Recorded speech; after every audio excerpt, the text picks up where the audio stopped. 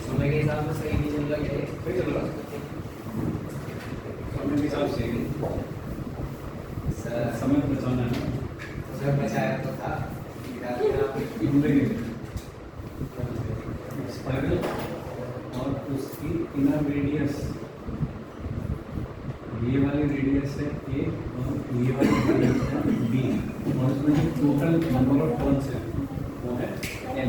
तो अपने को चाहिए इसका क्या, छोटा एलिमेंट कंसिडर करेंगे।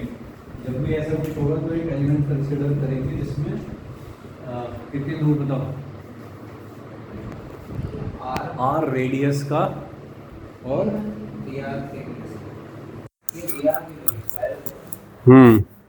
आर रेडियस और डी आर थिकनेस का एक एलिमेंट कंसिडर करेंगे इसके अंदर, ठीक है जी। तो देखिए पूरे जो नंबर ऑफ टर्न्स हैं एन वो कहाँ से कहाँ तक है, यहाँ से यहाँ तक फैले हुए हैं वो सारे टर्न्स, फाइन। मैंने फिर भी ऐसे करके दूर दूर बनाए हैं, बट इस क्वेश्चन में कहा जाता है that all the turns are closely spaced, कि उनके बीच में कोई गैप नहीं है, ज़्यादा चिपके हुए हैं सब। जैसे रियोस्टेट देखा होगा, स्कूल में देखा होगा रियोस्टेट, तो उसमें जो नंबर ऑफ टर्न्स होते हैं उनमें गैप होता है कोई, पास पास होते हैं बिल्कुल वो, ठीक है क्या।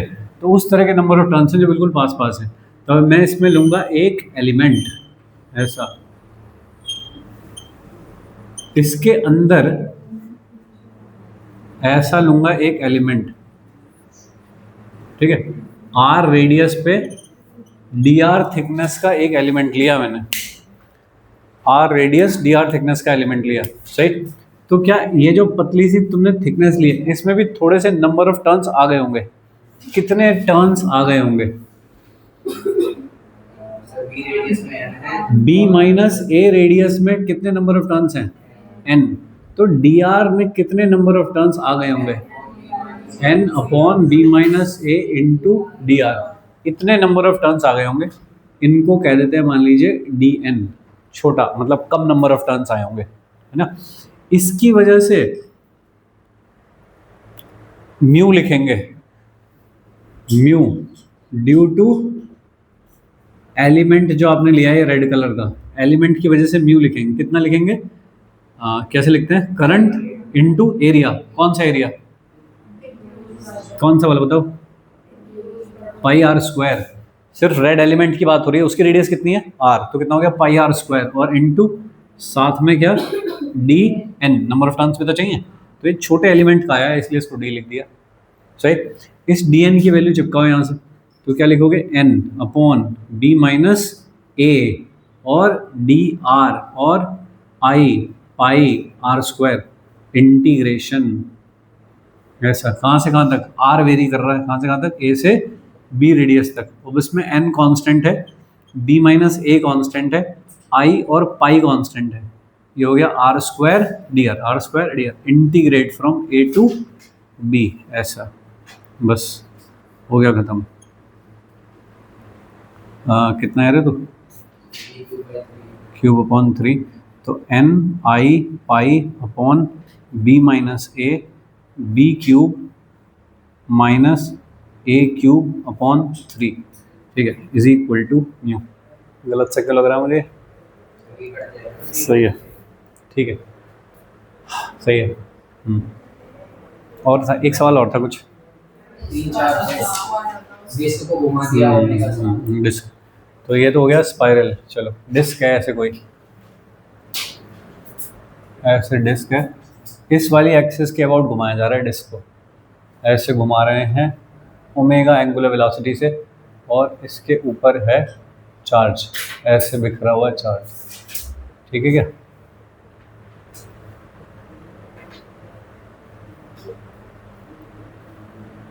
फाइन,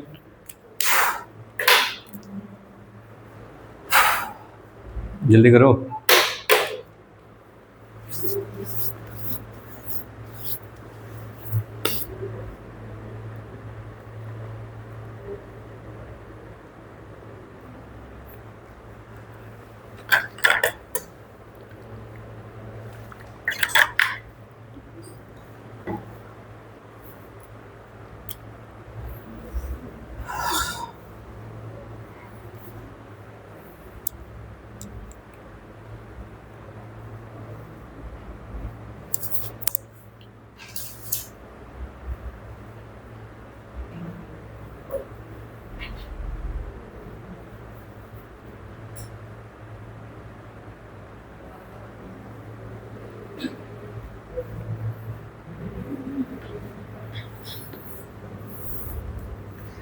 नाम करना छाप क्यों रहा है?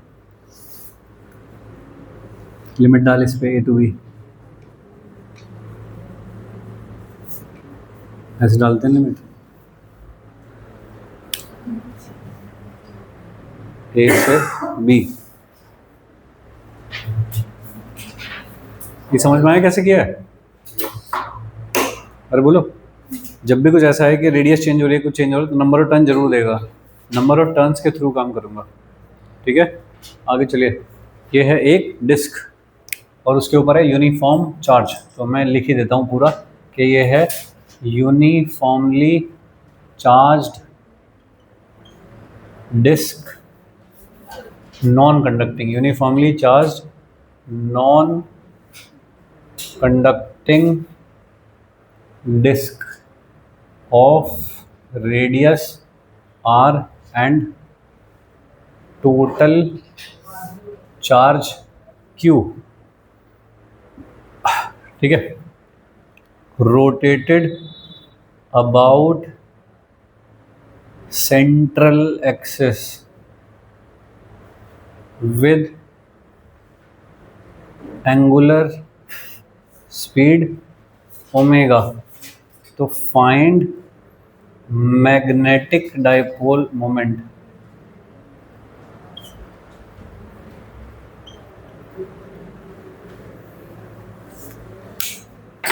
सब खराब हो गया मार्कर।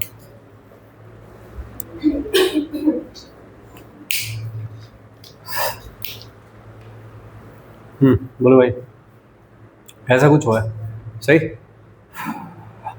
अब ये तो करंट होना चाहिए तो मैग्नेटिक फील्ड, मैग्नेटिक मोमेंट, ये सब चीज़ होती है। करंट कैसे दिख रहा है मुझको यहाँ पे? चार्ज घूमेगा, चार्ज घूमेगा तो करंट होगा। तो इसकी रेडियस जो है टोटल, ये वाली, ये कितनी है? आर। इस पे टोटल चार्ज कितना है? क्यू। सारा डिस्ट्रीब्यूटेड चार्ज है सब जगह पे। ठीक है, अब कोई चार्ज तो सेंटर के इतना पास है, कोई इतना पास है, कोई यहाँ पे, तो वेरी कर रहे हैं चार्ज। तो मैं ऐसे नहीं कर पाऊंगा, हमको लेना पड़ेगा एक छोटा एलिमेंट लेना पड़ेगा आर रेडियस का। तो देखो ऐसा एक एलिमेंट बना लिया, सपोज मैंने रिंग शेप एलिमेंट ले लिया मैंने, ऐसा एक एलिमेंट ले लिया जिसकी खुद की रेडियस है आर और जिसकी थिकनेस है डी आर। अरे ठीक है, सही। उससे निकालेंगे करंट कितना होगा। ठीक है, बताइए। अच्छा पहले तो चार्ज ही बता दो, ये जो एलिमेंट है इसके अंदर कितना चार्ज आ जाएगा? ये है एलिमेंट, ठीक है जी। तो देख लो पूरे पूरे रिंग पे कितना चार्ज है, तो उतने ऐसे एरिया में कितना चार्ज आएगा। इसका एरिया कितना होगा? एरिया ऑफ एलिमेंट, जो मैंने एलिमेंटल रिंग लिया उसका area D A, area is equal to 2 pi R D R. Charge on elemental ring, charge कितना होगा इसके ऊपर? पूरा जो पाई आर स्क्वायर एरिया है उस पर कितना चार्ज है? क्यू। तो हम जो एरिया निकालना चाह रहे हैं ये वाला 2 पाई आर डी आर, इस पे कितना चार्ज होगा? Q upon pi R square into 2 pi R D R. इसी को हमने कहा है डी क्यू चार्ज। ठीक है, अरे ये समझ पाए कैसे हुआ? पूरी प्लेट पे जो बिखरा हुआ चार्ज है वो है क्यू, तो Q upon pi R square होगी चार्ज डेंसिटी, सही। और उसमें एरिया से मल्टीप्लाई कर दिया तो आ गया टोटल चार्ज कितना होगा, दैट इज डी क्यू। यहाँ तक ठीक है? ओके, करंट निकालेंगे अब इससे। D I is equal to क्या होता है? D Q by D T, यानी कि टी, अब इसमें तो ओमेगा दे रखा है तो इसलिए कैपिटल टी लिख दूंगा। एक टाइम पीरियड पूरा राउंड करने में कितना टाइम लगेगा, दैट इज 1 टाइम पीरियड। क्या मैं इसको लिख पाऊंगा डी क्यू अपॉन टी को 2 पाई बाई ओमेगा लिखते हैं क्या? तो क्या ये D Q into omega upon 2 पाई, ऐसा आ जाएगा क्या? सही, ओके। ये आ गया करंट, ठीक है जी। करंट से म्यू आता है, करंट आ गया, एरिया बाउंडेड पता है कितना है, तो म्यू आ जाएगा उससे। ठीक है, ये तो हो गया करंट डी आई। और एरिया कितना बाउंड कर रहा है करंट? जो रेड वाला पूरा सर्कल है कितना बाउंड कर रहा है? पाई आर स्क्वायर, ये वाला स्मॉल आर, तो कितना हो गया? पाई आर स्क्वायर, इतना एरिया बाउंड कर रहा है। ये हो गया इसका म्यू, सही। इसको कर देंगे इंटीग्रेट, फाइन। बाकी सारी चीज़ें डालो इसके अंदर। ये हो गया D Q omega upon 2 pi साथ में pi R square is equal to D mu. ये तो कैंसिल हो रहा है। डी क्यू की जगह पे क्या लिखूँ, ये इसमें भी पाई कैंसिल ही हो रहा है, तो कितना बचा 2 Q R D R upon R square. ये तो वैल्यू हो गई किसकी, डी क्यू की वैल्यू हो गई ये वाली, यहाँ से उठाई है मैंने डी क्यू की वैल्यू। साथ में कौन बैठा है ओमेगा, एक बैठा है आर स्क्वायर अपॉन नीचे कौन बैठा है 2, तो 2 से 2 भी कट रहा है क्या, ये भी गया, तो क्या बचा क्यू बचा अपॉन आर स्क्वायर बचा, एक ओमेगा बचा। ये तो कांस्टेंट है सब, इनको तो साइड कर लिया। ये आर स्क्वायर और आर कितना हो गया R cube D R is equal to integrate कर दो। ठीक है, कहाँ से कहाँ तक इंटीग्रेशन, 0 टू कैपिटल आर, सही। तो डी ओमेगा आर स्क्वायर कितना आ जाएगा दोस्त 4 अपॉन 4, 0 टू आर, लिमिट डालोगे आर स्क्वायर, ये कितना हो गया आर की पावर 4 अपॉन 4, 2 आर की पावर तो हो गई कैंसिल, नीचे कौन बचा Q omega R square upon 4 is mu. ऐसा, अरे ठीक है क्या, ठीक है। स्टेप्स देख लो एक बार, नहीं समझ में आया तो बताओ कहाँ से नहीं समझ में आया।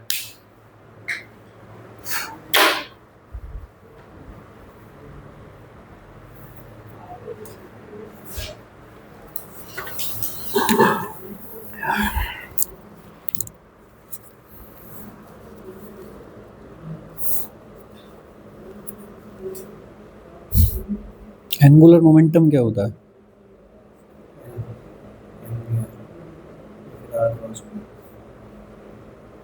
L is equal to I omega. ठीक है, आई क्या होता है, बढ़िया। अब आ जा तो एम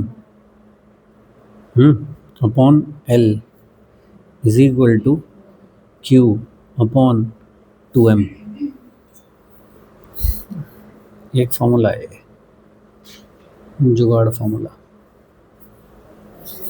ठीक है, एम क्या चीज़ है, म्यू, या म्यू कह लो, म्यू लिखते आ रहे हैं हम तो, mu upon L is equal to Q upon 2m, ऐसा। ठीक है, इस पर लगाते हैं इसे, ये है डिस्क। तो डिस्क का ये चाहिए मुझको, क्या लिख दूँ, Q upon 2m into L, Q ठीक है अपॉन 2m, ठीक है। m क्या चीज़ है, मास डिस्क का। l क्या होता है, आई ओमेगा, ठीक है।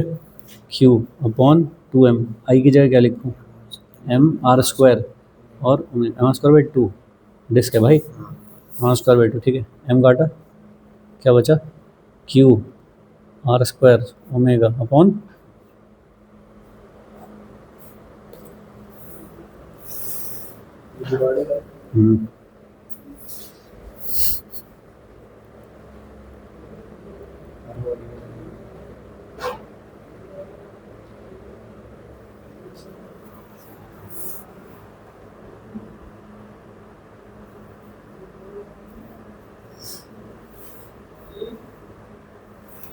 तो अगर तुझे कोई कहे कि एक ऐसा स्फीयर है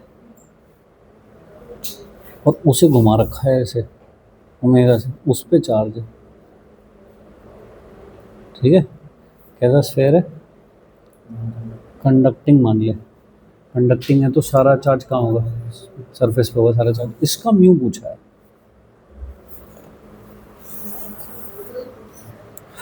अरे डन। इतना क्या लिख रहे हो भाई तुम, ओहो बहुत दूर चल रही है तो लाइन। ये समझ में आया, देखो गेम चेंज करने का है थोड़ा, ये वाला हटा दूँ,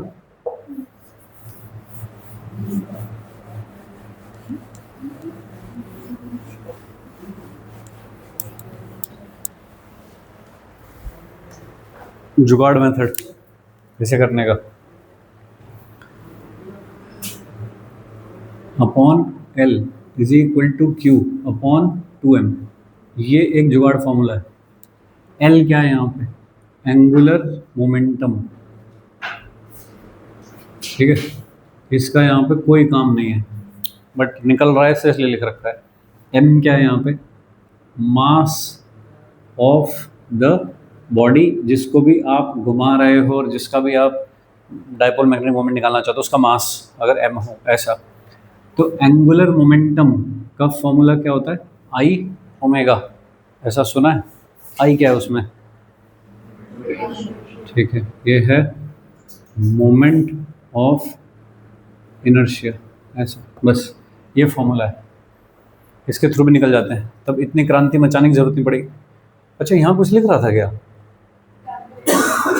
अच्छा इसकी थी वो, ओ सॉरी, मुझे लगा वो उसकी है, स्पाइरल वाली है। ठीक है, मैं कर दूंगा।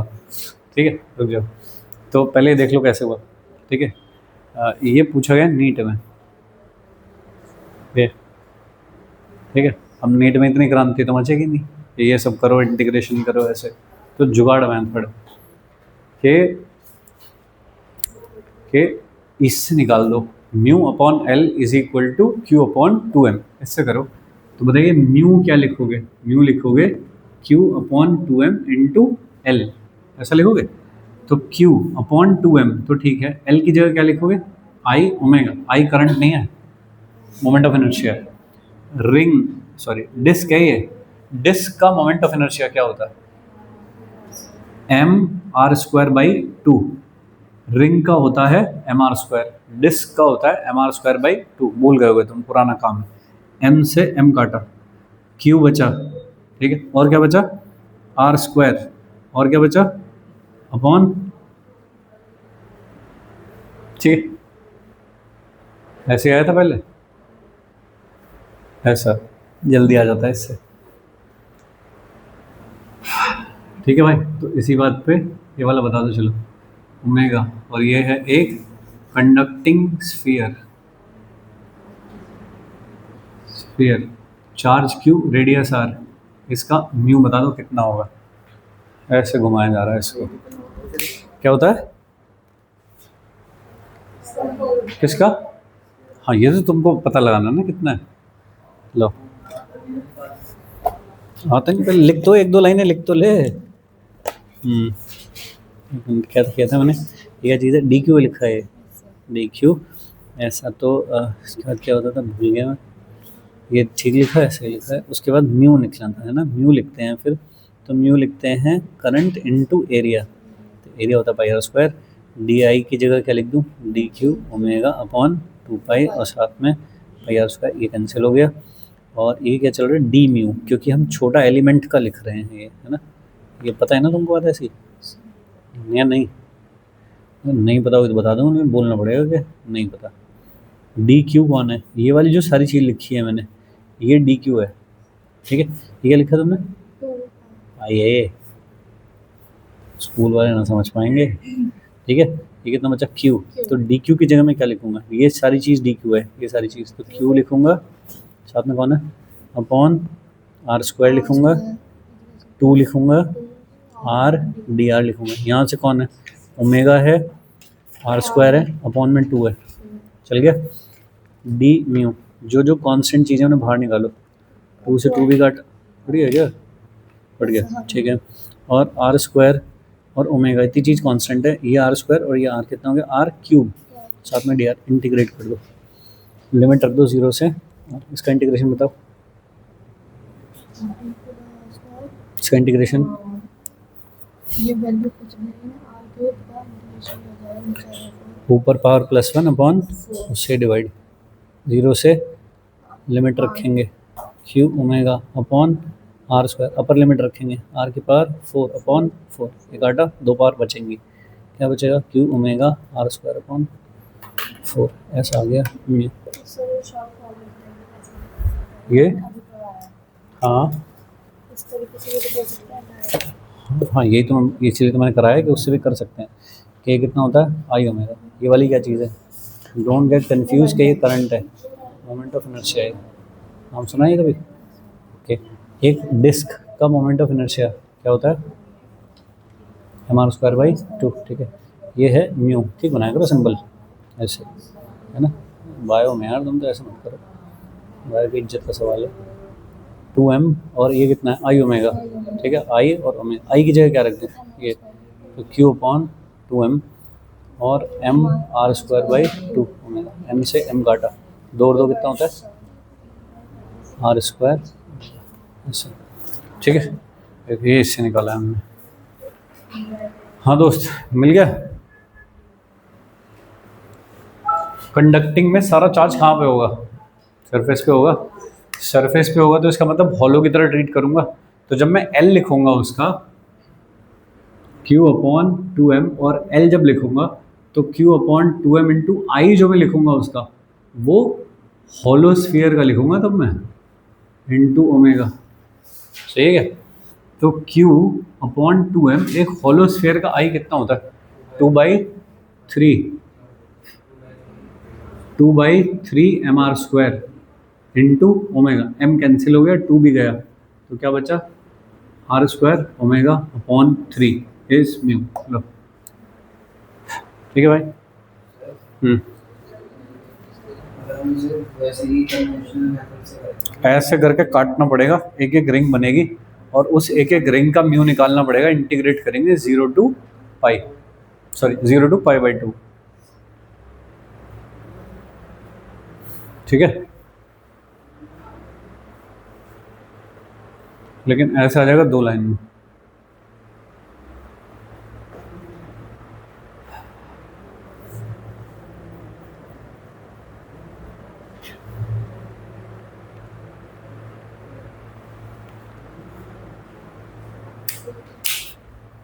बोलो भाई लोग, समझ गए हो?